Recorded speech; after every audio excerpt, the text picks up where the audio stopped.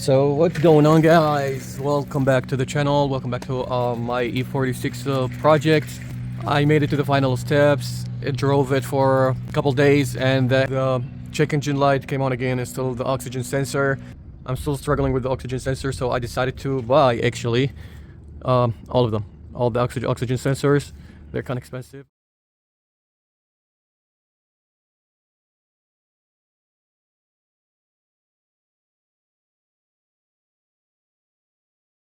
I got the Bang 1 sensor 1 out. This is the aftermarket that I replaced a couple months ago. I don't know if it's causing problems or not, but I'm just gonna replace it anyway. This is the new one. Hopefully this good one. As you can see, they have the lubricant on and everything. Just put it on.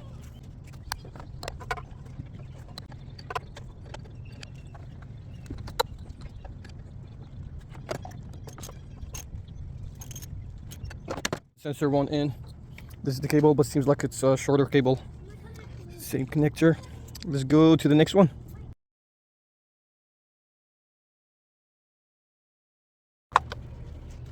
And Bang 2 sensor 1 out. Let's put a new one. Alright, so Bang 1 sensor 1 brand new is in. Bang 2 sensor 1 is in here as well. I need to connect them.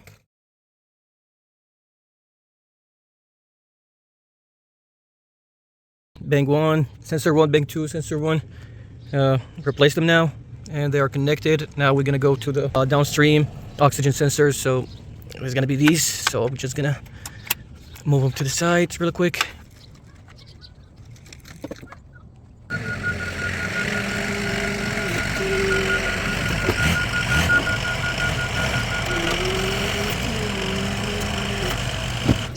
Alright, so I have I'm under the car. I lifted the car with my tow truck.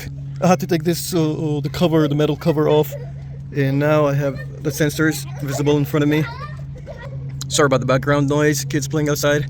So alright, I'm gonna take this sensor out first, and I don't think I can record and take it out at the same time, so let me take it out really quick, unscrew it and record it later. Yeah, the first sensor is out. This is the Bang 1. This is the Bang 1 sensor 2 downstream. Right, it's out. I'm gonna try to get the sensor out to the cable. As you can see the clamps, the cable connected to, so try to take them out. Okay, that's one over there, and probably the other one is from the top. Yay, downstream, first sensor is in, it's connected. All right, now it's time for this one over here, and this one's gonna be a little bit difficult. So okay, got the second sensor. You can reach it with the wrench from here, but I didn't do that. I didn't have the exact wrench, which is 16 mil wrench. I didn't have it, so I had to use the sets. I had to use this. It was a tight squat, but I got it out. All right, let's put the new one in. It's getting dark, and I'm having my tow truck lights, and it's helping a lot. Alright, let's get the other sensor to put it in. Right, this is the new one. Take that off. This is it. It's connected over here. All the cables connected through there, in the clamp, in the position. Tied them good, and I connected them from the top. Alright, so I'm gonna start it tomorrow. I'm gonna start it tomorrow morning and see if it's gonna fix my issue. I'm gonna reset the codes first because it's getting dark right now. Right, connected the cables, connectors, put them back in their place. Just want to make sure they are actually look neat. Okay, everything looks good. Everything is in place. Bang 1, Bang 2, sensor 1, sensor 2, upstream oxygen sensors, downstream oxygen sensors has been replaced, and I will see you tomorrow, guys. So these are the old sensors. These are the downstream, these are the upper stream. It seems like the downstream seems good, to be honest. Seems like they're not in bad shape. Can you see that? Yeah, you can tell they're not in bad shape, but I don't know what is that white thing on them. Is that like corrosion? Is that normal? But I believe it's time for them to be replaced anyway. So I replaced them tonight. Replaced all the 4 oxygen sensors. I'm gonna keep these just in case. I'm just gonna keep them with me. I'm gonna put them in the box and just save them. Maybe one day I'm gonna need them. All right. So this is next morning, next day. Let's try to start the car and see. All right, give me a second. Yep, forgot to plug in the battery. I totally forgot about the battery. Attempt number 2. All right.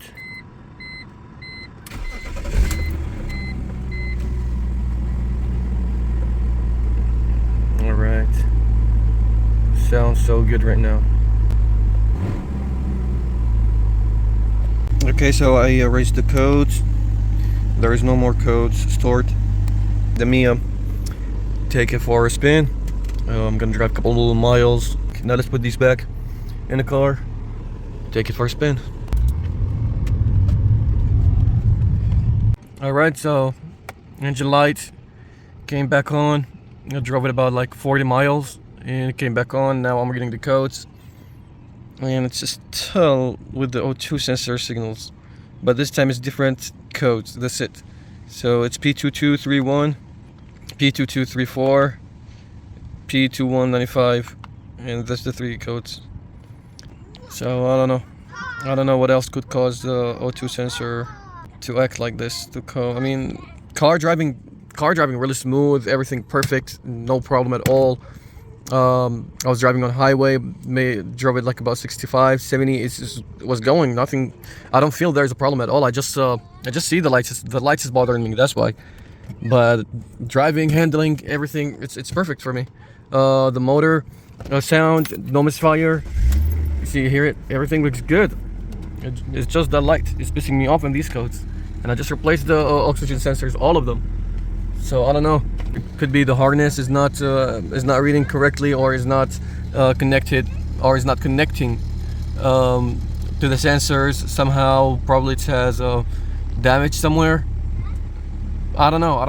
I'm stuck, guys. Let me do some research now on the new codes, and hopefully I can find something that can help me. All right, so today I'm gonna look for a vacuum leak again. I'm gonna try the hookah method again. All right, let me start.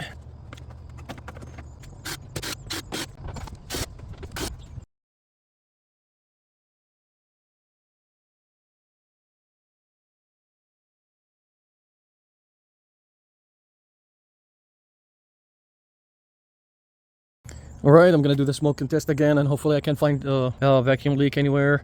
I don't think my method is the perfect method, but this is what I have, and this is what I'm gonna use.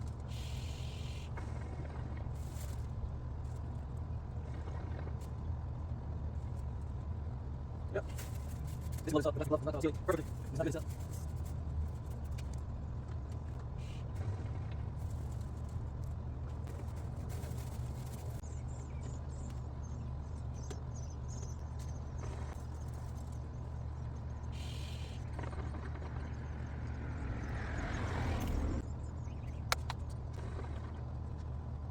All right, so I remember I bought, this is the old mass airflow sensor, and I have these covers.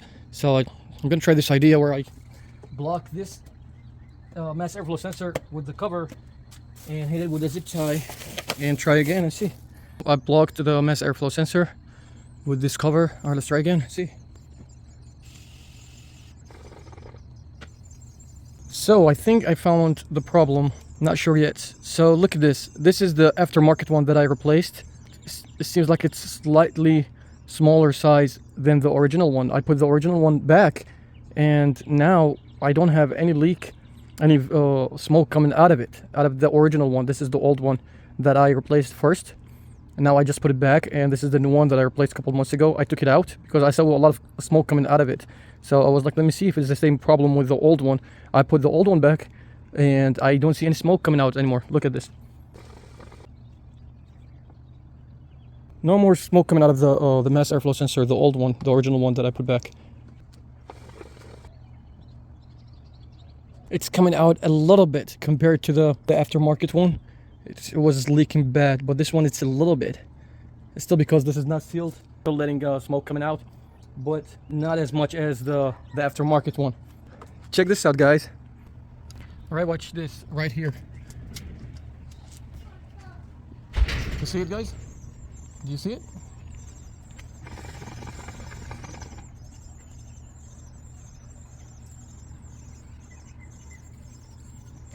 Yeah, I see it on camera. I don't know, did you see it, guys? Did you see that?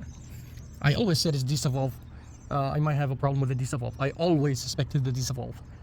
And now it's confirmed. All right, let's try again. Look at it.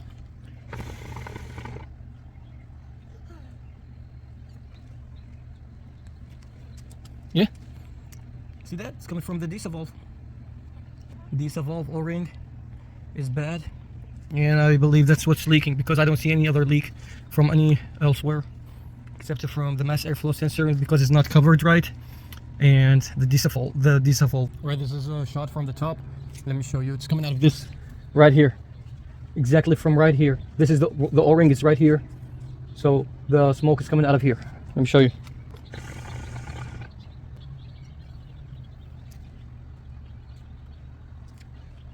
What do you think, guys?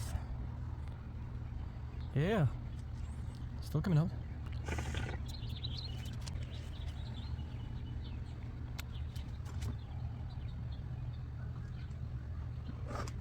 All right. Okay, let me take it out. All right, so I got the Disa valve out, and as you can see, my sealer, it's really kind of bad where I saw the smoke coming out. As you can see, I need to rebuild it. So I ordered a rebuild kit from Amazon for about $26. It comes with the flapper, the pin, the rubber, the O-ring rubber, and under this cover there's the plastic piece, or yeah, the plastic piece and the lock. So this is where I'm at now. I took it out. I checked it. It works. Let me show you. So if you block this hole right here, or let me see. Okay, I have to get the flapper, close the flapper, and block this hole. It's supposed to hold. When you let it go, it works fine. Everything works fine on it. I'm just gonna do a cleanup real quick because it's kind of dirty or greasy. It's dirty and greasy, as you can see. I'm just gonna do cleanup and wait for the rebuild kit. Alright, so if you have a toothpick or something like this, you can block this hole right here. I don't know if you can see it. Yeah, right here. This hole. I don't want any chemicals to go inside the valve and mess it up. Just block it and start to clean up. So done cleaning it up. I'm done. Got all the grease out. Now it looks good. This is the cover right here. I'm not gonna disassemble it yet until I receive all the rebuild kit. I'm gonna remove the seal right now because I know it's gonna take a long time to try to get it out. So I have my picks right here to take it out. All right, let me do it real quick. Okay, so I cleaned the seal over here, the rubber, and I just want to tell the engineer who came up with this idea, you mother father, to be honest. Man, it's so pain in the A. And it took me about like 30 minutes just to clean it, to clear all this from the rubber.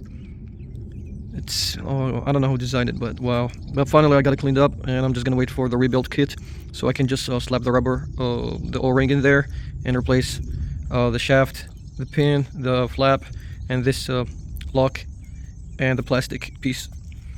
All right, so I have to wait for a couple days until it comes.